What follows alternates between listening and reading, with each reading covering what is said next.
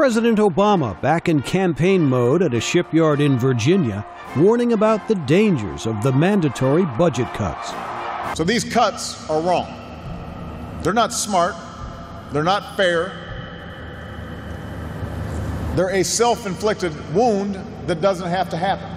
While the president is determined to find a way to avoid the cuts, Republicans like Representative Marsha Blackburn of Tennessee are just as committed to seeing them through. Okay, the brakes have got to be put on, and we're committed to this. We realize the severity of it, and it's kind of one of those forks in the road, if you will, where you say, you can't kick the can anymore, give me the can.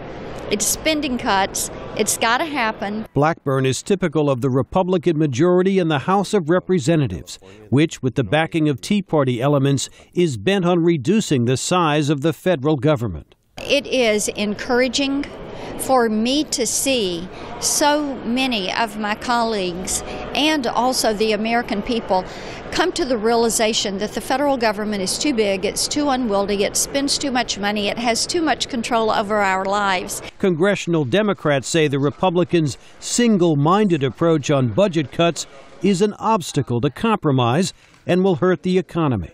Among those taking issue is House Democratic leader Nancy Pelosi. They're just making noise.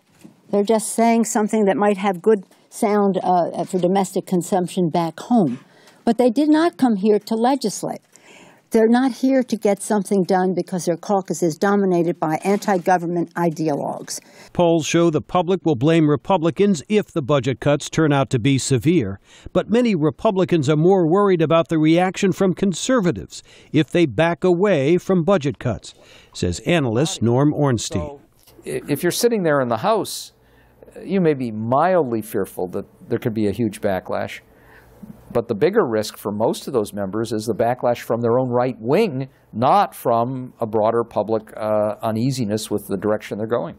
But others believe there's plenty of blame to go around for both sides, including Republican analyst Scott Faulkner.